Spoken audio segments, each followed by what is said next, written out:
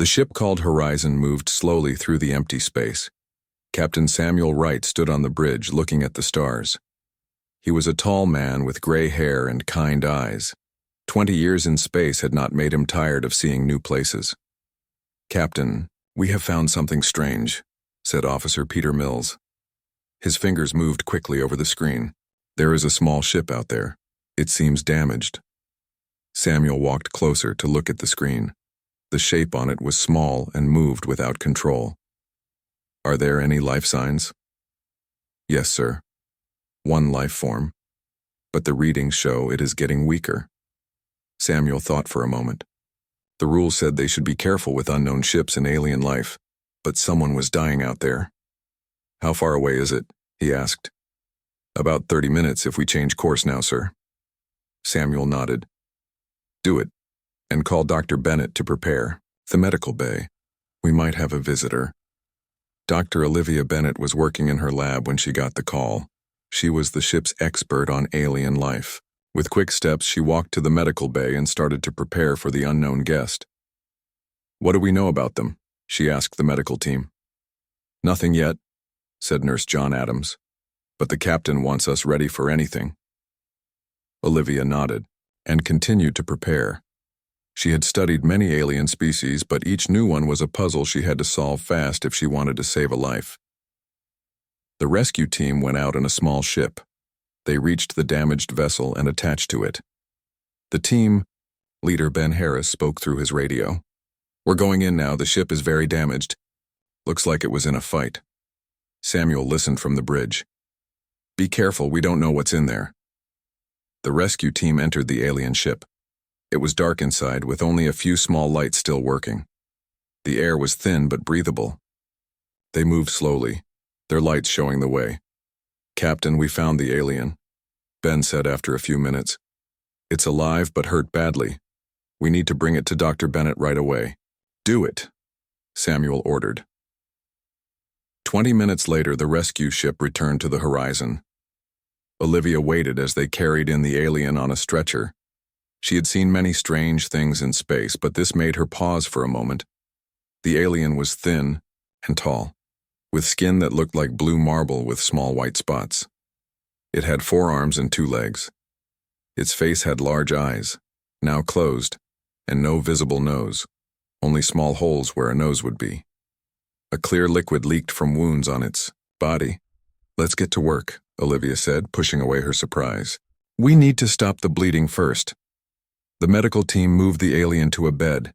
Machines started to check its body signs, but many showed question marks. The alien's body was too different from humans. "The breathing is getting weaker," John said, "and I think it has some kind of radiation poisoning." Olivia looked at the readings. "The body temperature is dropping too. We need to warm it up." Ship Officer Kate Lee entered the medical bay.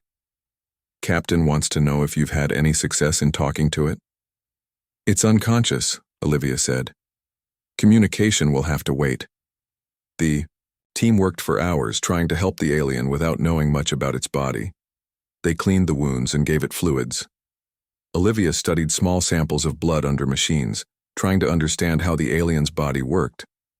"I think its blood carries something like oxygen, but not exactly the same," she said, "and the radiation has damaged many cells."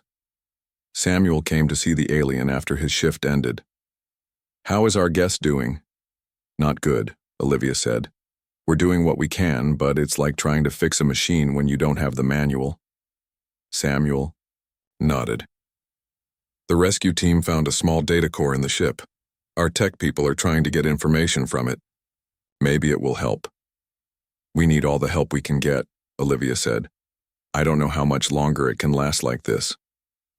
That night, the ship was quiet as most of the crew slept. Olivia stayed in the medical bay, watching over the alien. She had tried many treatments, but none seemed to work well. "Don't die," she whispered. "We found you for a reason. Hold on." As if hearing her words, the alien's body suddenly shook. Machines started to make loud noises.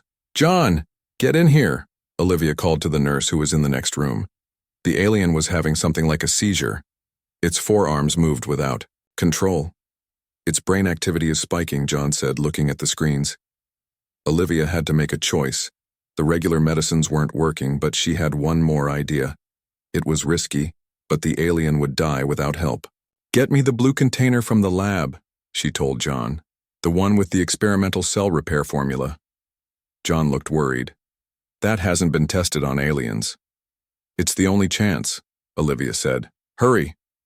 When John brought the container, Olivia prepared a small amount of the formula. She injected it into the alien's arm, watching carefully for any bad reaction. For a minute, nothing happened. Then the alien's shaking slowly stopped. The machines showed its heart was beating more normally. "It's working," John said in surprise. "The cell damage is starting to repair." Olivia let out a breath she didn't know she was holding. "We're not out of danger yet, but it's a start." By morning, the alien was stable. Its body was still weak, but the worst had passed. Olivia reported the good news to Samuel when he came to check. "Good work, Doctor," Samuel said. "The tech team got some information from the data core. They think the alien is from a species called the Zovari. They're working on translating more, but it's slow." "At least our Zovari friend is still alive to tell us about itself," Olivia said. "That's what matters now." As they talked, one of the machines made a soft sound. They turned to see the alien's large eyes starting to open. The eyes were deep purple with golden rings around black pupils. Samuel and Olivia moved closer, both feeling they were part of something important. This was first contact with a new species.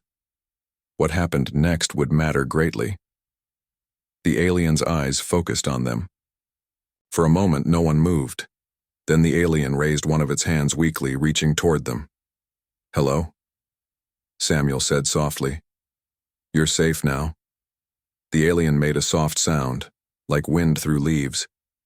Then it closed its eyes again, too weak to stay awake. "It knows we're here," Olivia said. "It knows it's not alone anymore." Samuel nodded. "Let me know when it wakes again. And good job, Doctor. You saved a life today." "We all did," Olivia said, looking at the sleeping alien. "I just hope we can understand each other when it wakes up." As she spoke, the alien's hand twitched, as if reaching for something even in sleep.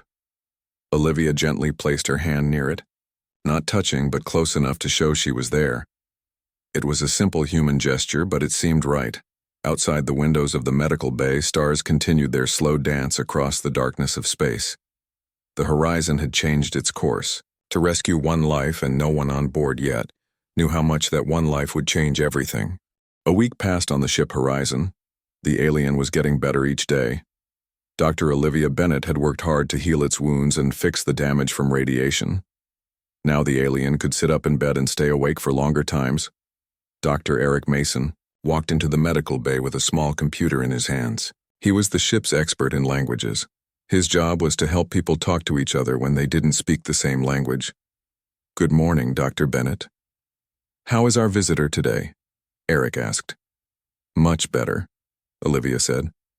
"I think it's ready to try talking again." The alien watched them with large purple eyes. It seemed less afraid now, but still careful. When Eric sat down near its bed, it moved back a little. "It's okay," Eric said in a gentle voice. He touched his chest. "Eric." Then he pointed to the alien, waiting. The alien made a sound like Kirzan, with a click in the middle that human mouths couldn't make easily. "Kirzan," Eric repeated, trying his best. "Good. That's very good." The ship's computer was recording everything.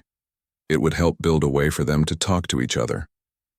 Eric had been feeding the computer with all the sounds and movements the alien made. Lieutenant Allison Kelly came into the room with a tray of food. She was part of ship security, but she had asked to help with the alien. She had a kind heart and thought the alien must be scared to be alone among strangers. "I brought some different foods to try," she said. "The computer suggested these might be safe based on the tests." Kirzan looked at the tray with interest. The alien had only taken liquids until now. Allison placed small bits of fruit, some soft bread and a cup of clear soup on a table near the bed. Kirzan reached out slowly with one of its forearms. It picked up a piece of apple and looked at it closely before putting it in its mouth. After a moment, its eyes widened, and it made a sound that seemed happy. "I think it likes the apple," Allison said with a smile. Eric was working with his computer while this happened. The ship's AI was learning from every sound and reaction. After a few more minutes, the computer made a strange noise. "The translation program is ready for a basic test," Eric said. He spoke into the computer. "We are humans from planet Earth. We found your ship and brought you here to help you." The computer made strange sounds, clicks, and whistles. Kirzan's body went very still. Then the alien spoke back in its own language. The computer translated, "I am Kirzan of the Zovari people. You saved my life." "Why?" Eric looked at Olivia. It was a strange question. "Because you needed help," Olivia said into the computer. Kirzan seemed confused by this answer. The computer translated the alien's words. "But you do not know me. My people are strangers to you." "That doesn't matter," Allison said. "You were hurt. We couldn't just leave you to die." The alien was quiet for a long time after hearing this. Then it spoke again, and the computer translated.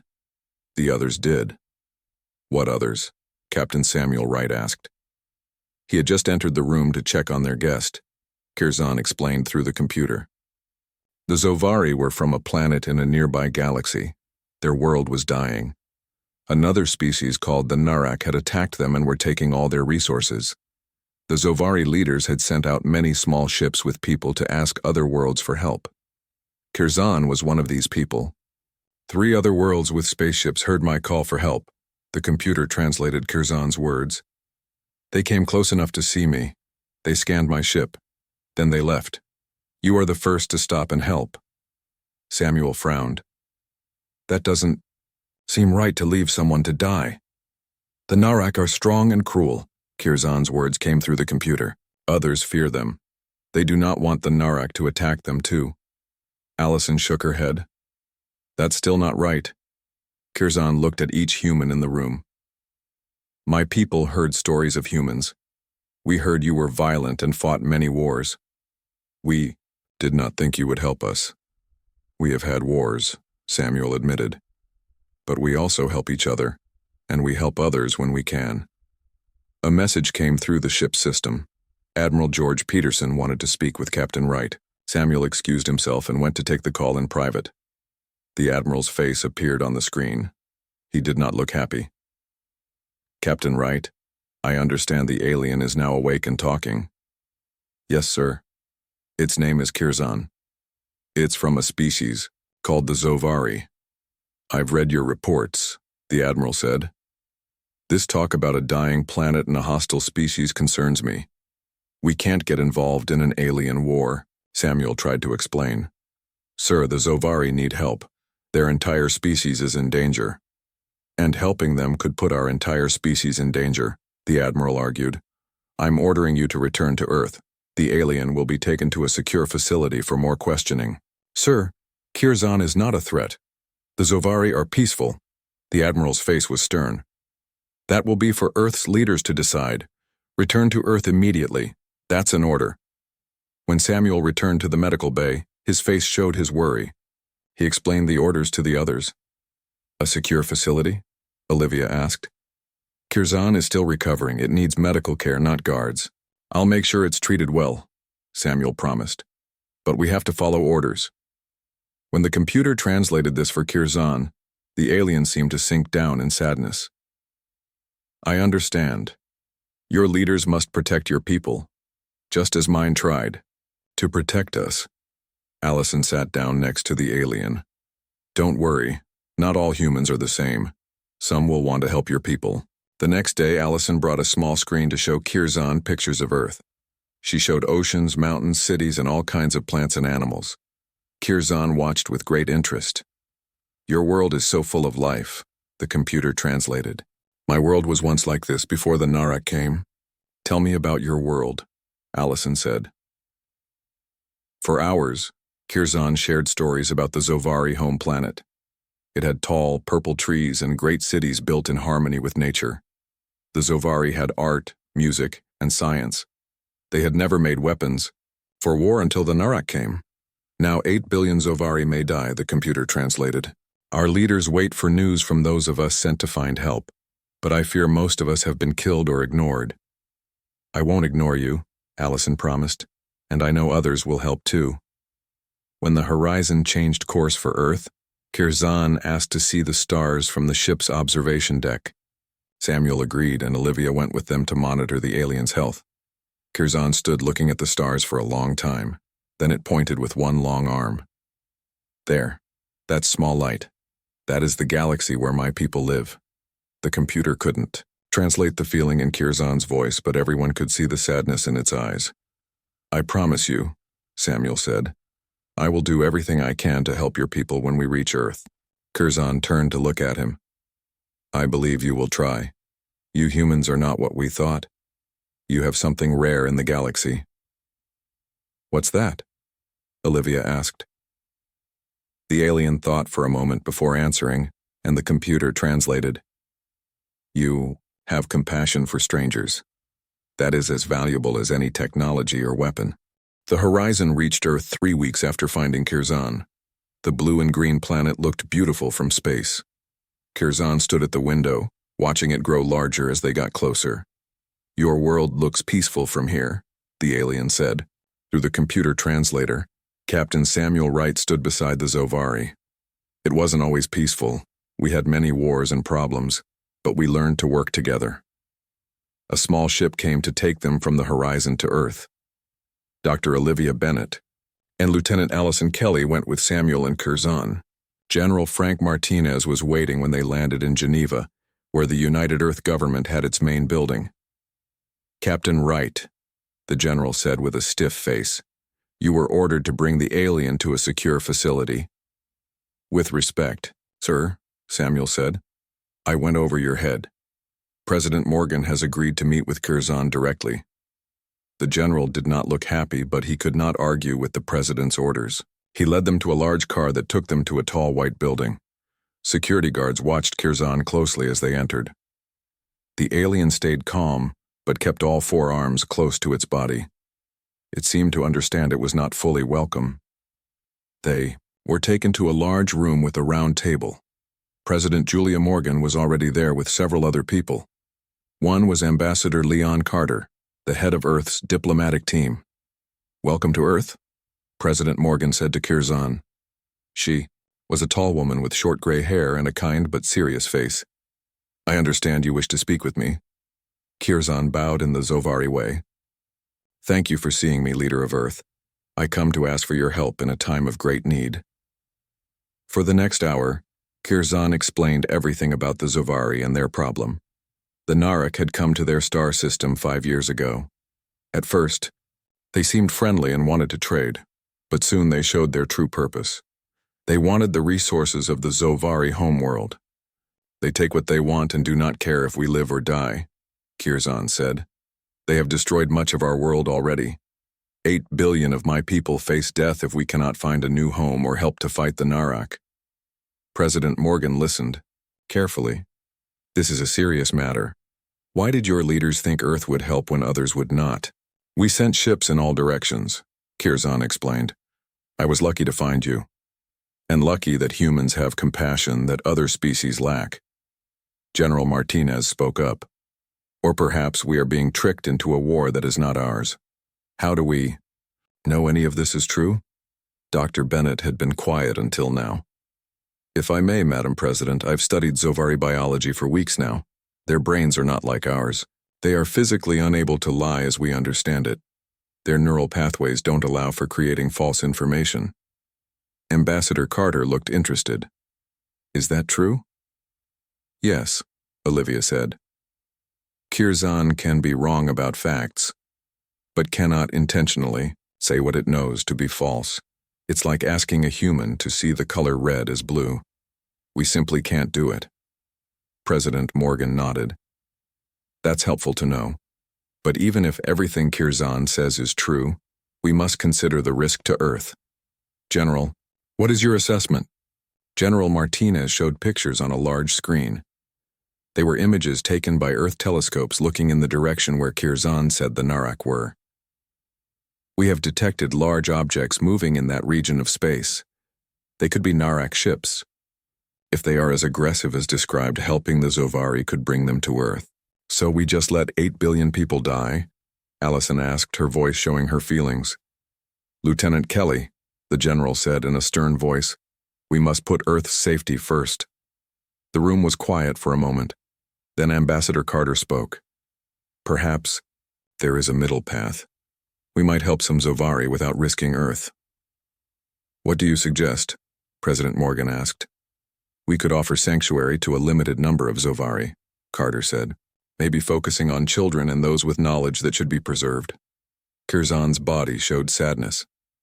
To save only some would be painful, but it would be better than losing all. Do the Zovari have anything to offer Earth in return? Asked one of the other humans at the table. We would be taking a great risk. We have technology we could share, Curzon said. Our medical science is advanced. We have ways to grow food in harsh places. We have efficient energy systems. Dr. Bennett added, the cell repair technology of the Zovari could help cure many human diseases. Just what I've learned already could save millions of lives. The discussion continued for hours. Sometimes it was heated, with some humans arguing against any help at all. Others wanted to send military ships to fight the Narak directly. President Morgan mostly listened. She asked questions but did not show which way she was thinking. Finally, Curzon spoke again. There is something else you should know. Our leaders created a seed vault containing the genetic material of all Zovari and samples of all plant and animal life from our world. It was hidden to keep it safe from the Narak. If nothing else, this vault should be saved so our species and world will not be completely lost. This seemed to affect President Morgan. Life should be preserved when possible, she said, but I need time to consider all sides of this issue. Everyone was asked to leave except for the president's close advisors. Samuel, Olivia, and Allison took Curzon to a room where they could wait. What do you think will happen? Curzon asked. I don't know, Samuel admitted, but not all humans agree on anything. Some will want to help, others will not. 2 hours later, they were called back. President Morgan stood as they entered. Her face was serious but determined. After much discussion, I have made a decision, she said. Earth will offer help to the Zovari people, but in a limited way. We cannot risk bringing the full attention of the Narak to Earth, but neither can we stand by while billions die if we can help some. She explained her plan.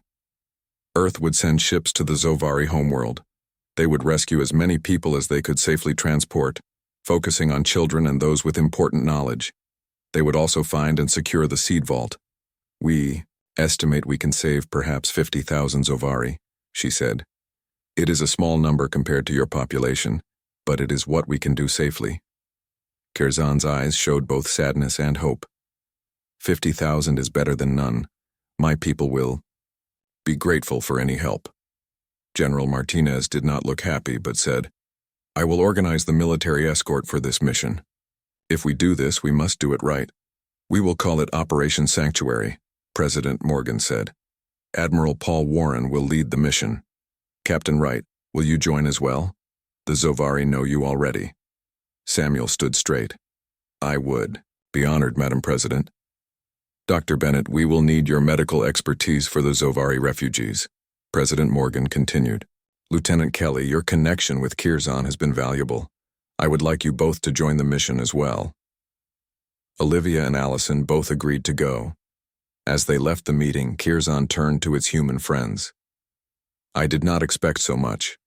To save 50,000, it is more than I hoped for when my ship was drifting in space. I wish we could do more, Allison said. You risk much already, Curzon replied. No other species would do even this much. Humans truly are different in the best way. Samuel looked out a window at the city of Geneva. People walked below, not knowing that their lives might change because of this decision. I just hope we're doing the right thing, he said quietly. The right thing is rarely the easy thing, Olivia said, placing a hand on his shoulder. But I believe this is both right and necessary. 2 months passed as Earth prepared its rescue mission. 5 large ships were made ready, with room for the Zovari refugees. 10 warships would go with them for protection. The biggest warship was called the Defender, and Admiral Paul Warren would lead the mission from this ship. Captain Samuel Wright was given command of one of the rescue ships named the Hope. Dr. Olivia Bennett and Lieutenant Allison Kelly joined his crew, along with Kirzan. The alien helped the humans understand what the Zovari would need on the journey back to Earth. Engineer Ryan Cooper worked day and night to make changes to the Hope.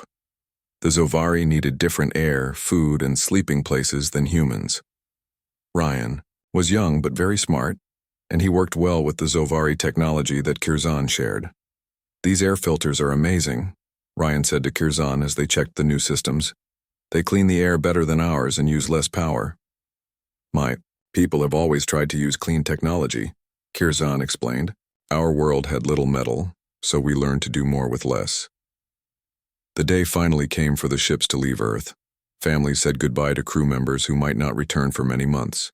The mission was dangerous, but everyone who joined knew why it mattered. The ships traveled through space for 6 weeks before they reached Zovari space. As they got closer, Admiral Warren called all ship captains to a meeting on the Defender. "Our long-range scans show the situation is worse than we expected," he said. "The Narak have set up stations around the Zovari homeworld. They're mining the planet while the population suffers below. How will we get past them?" asked Captain Samuel. Major Nicole Grant, who led the Marine Forces, pointed to a map of the system. "We need to stay out of their sensor range. Engineer Cooper and the Zovari have been working on something that might help." Ryan stepped forward, looking nervous to speak to so many important people. "We've combined Zovari stealth technology with our own. The rescue ships should be able to get to the planet without being seen, if the warships create a distraction on the other side of the system." Admiral Warren nodded. "That's the plan. Our warships will make it look like we're interested in the outer planets. The rescue ships will go in fast and quiet."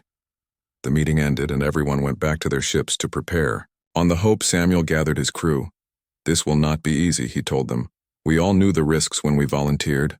Our job is to save as many lives as we can. If you're scared, that's okay. I'm scared too. But what we're doing matters."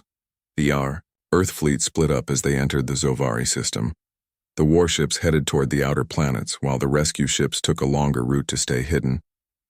Kirzan stood on the bridge of the Hope, looking at the screen that showed the first images of its homeworld. "It looks so different," the alien said softly.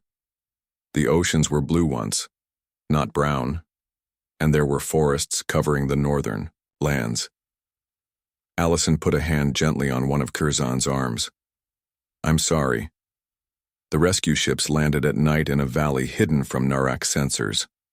As the doors opened, the Earth crews got their first look at Zovar Prime. The sky was dark with smoke. Buildings in the distance were broken and dark. The air smelled of chemicals and burning. Zovari people came out of hiding places to see the Earth ships. They were thin from hunger, and many were sick.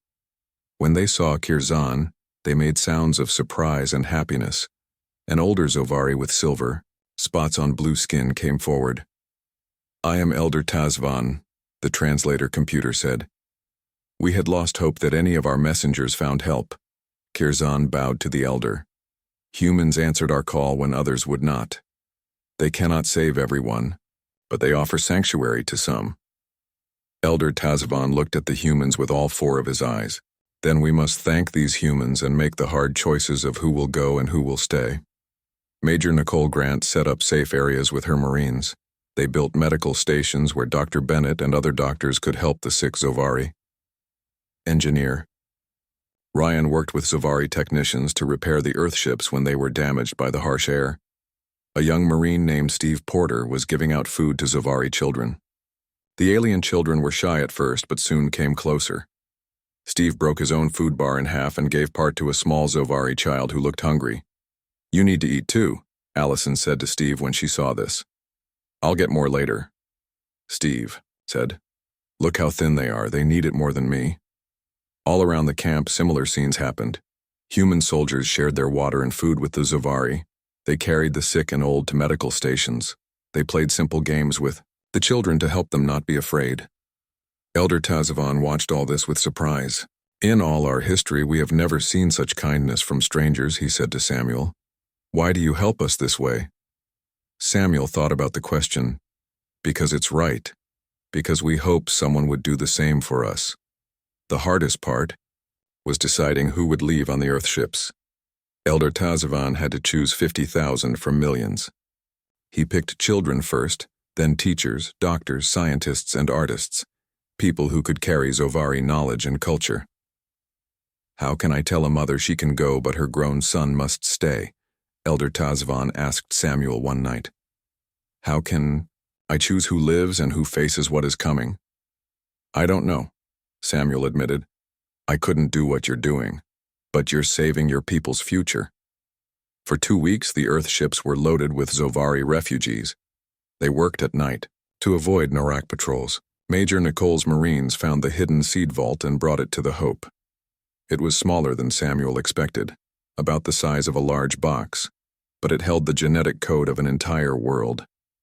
Then came the day they had all feared. A Marine ran into the command center. Narak ships are moving this way. They've detected us. Admiral Warren's voice came through the communication system. All rescue ships finish loading and take off immediately. We have been discovered. Samuel looked at the screens. They had 48,000 Zovari on the rescue ships. 2,000 more were waiting to board. We need more time, he told the Admiral. You have 30 minutes, Admiral Warren replied. Then you must leave, even if you're not full.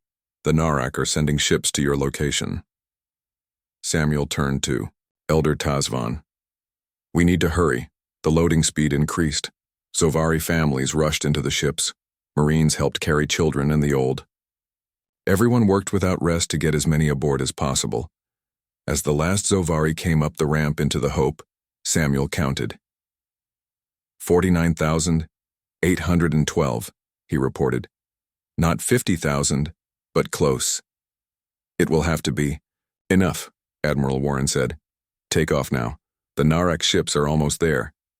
The 5 rescue ships lifted off from Zovar Prime. As they rose into the sky, Samuel looked at the screen showing the planet below. Millions of Zovari were left behind. He felt a weight in his chest knowing they could not save them all. The Narak ships have spotted us, the pilot called out. They're changing course to intercept. Full power to engines, Samuel ordered. We need to reach the jump point where the warships can protect us.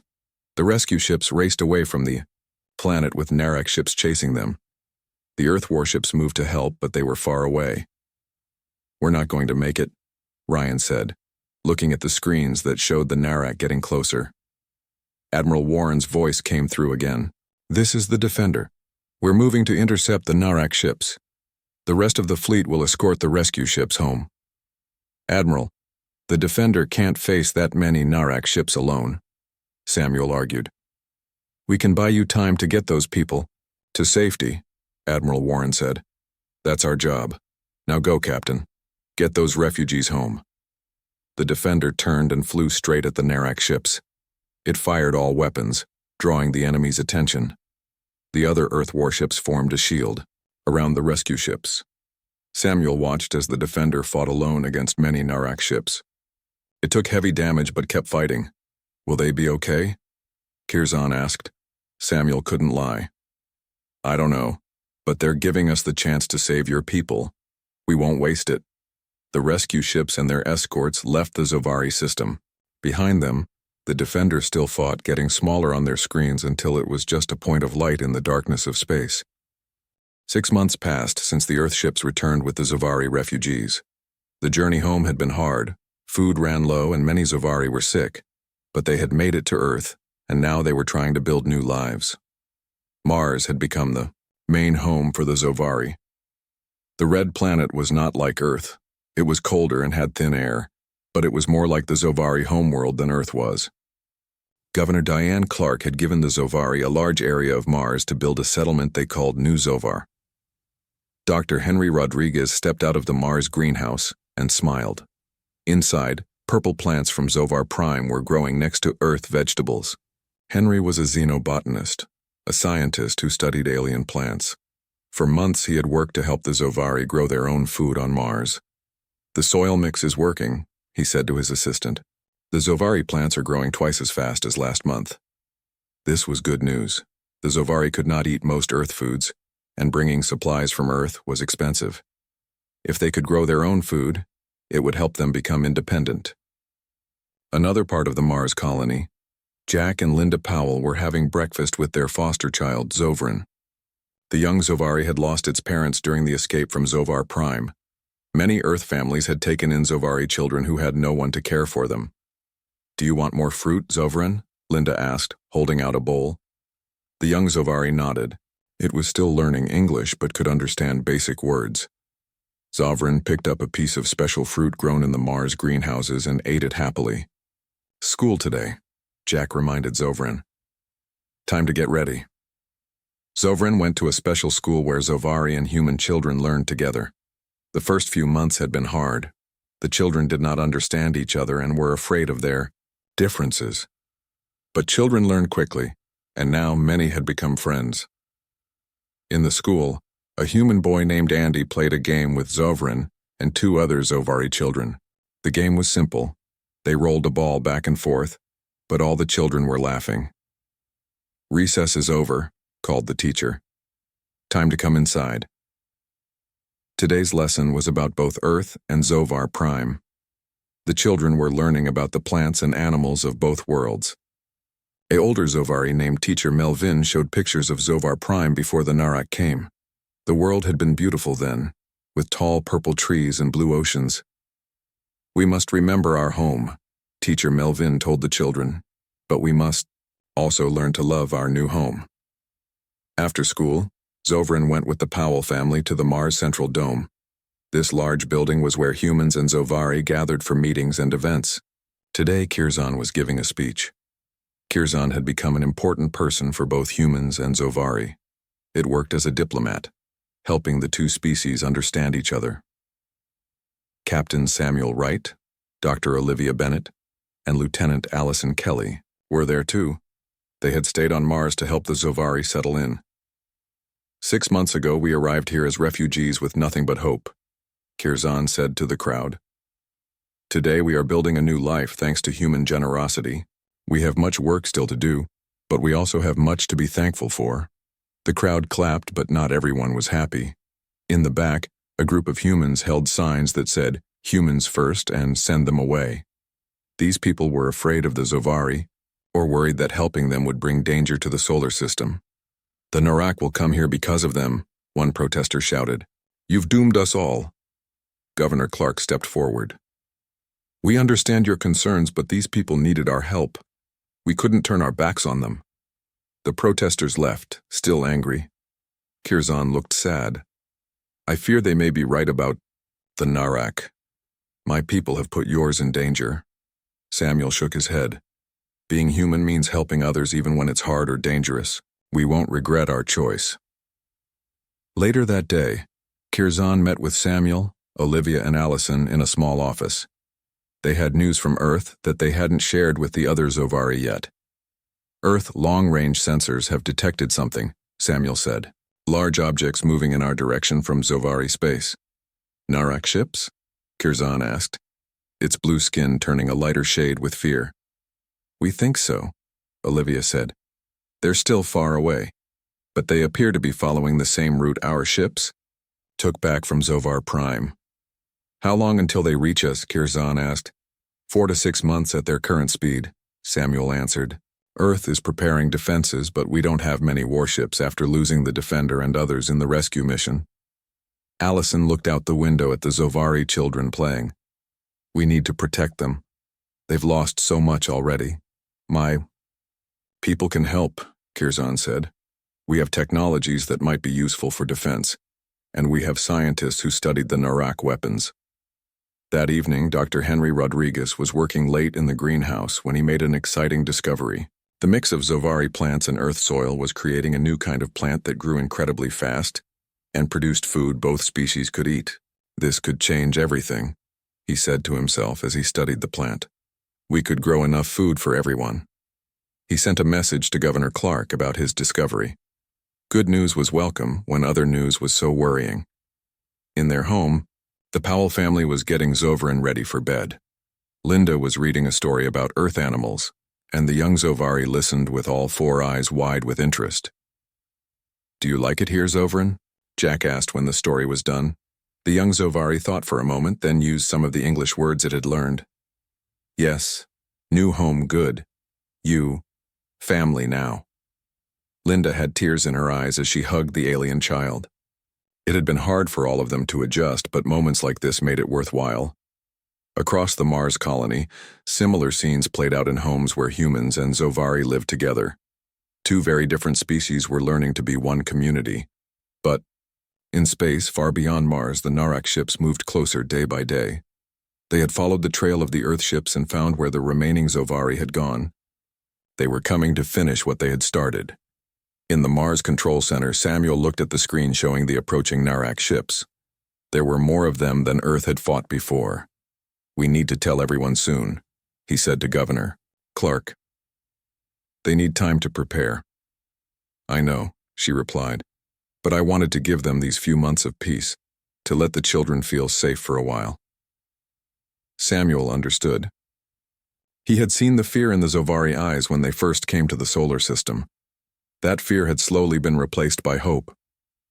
Now that hope might be tested again. A message came through from Earth. President Morgan's face appeared on the screen. "Captain Wright, we're sending all available ships to Mars. The Narak must be stopped there before they can reach Earth." "Understood, Madam President," Samuel said. "We'll be ready."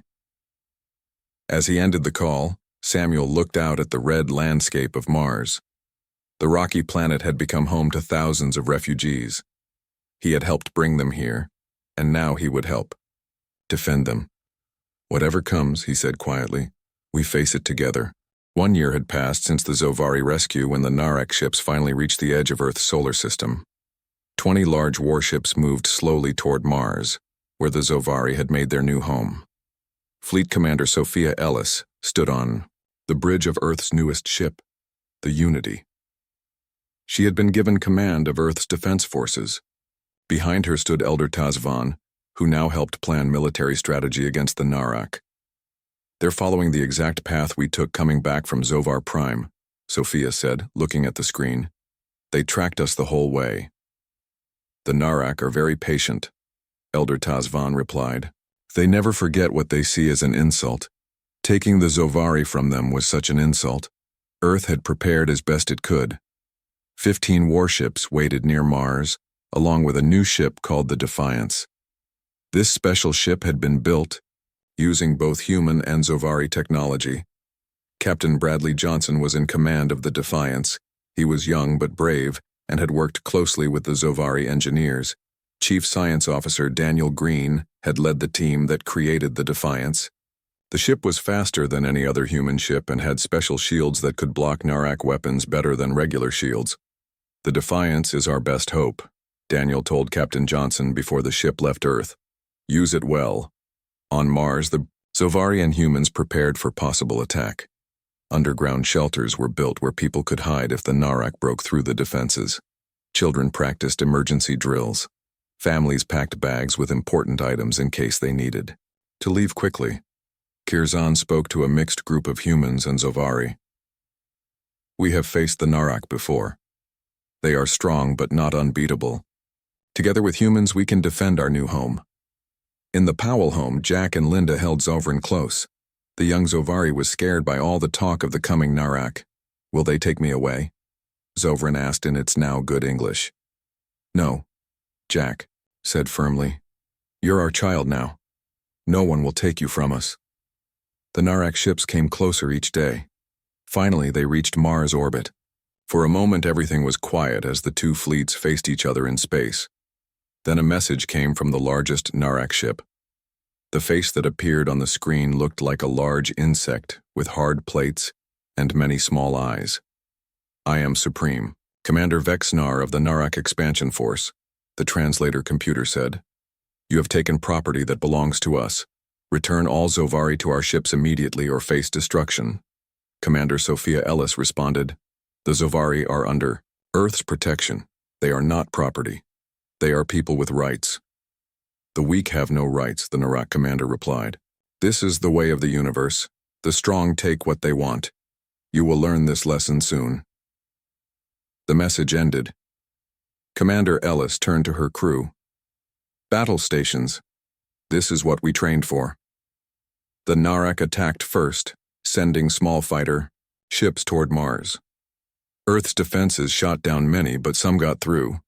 They fired at the Mars colony domes, but special shields created by Zovari and human scientists held.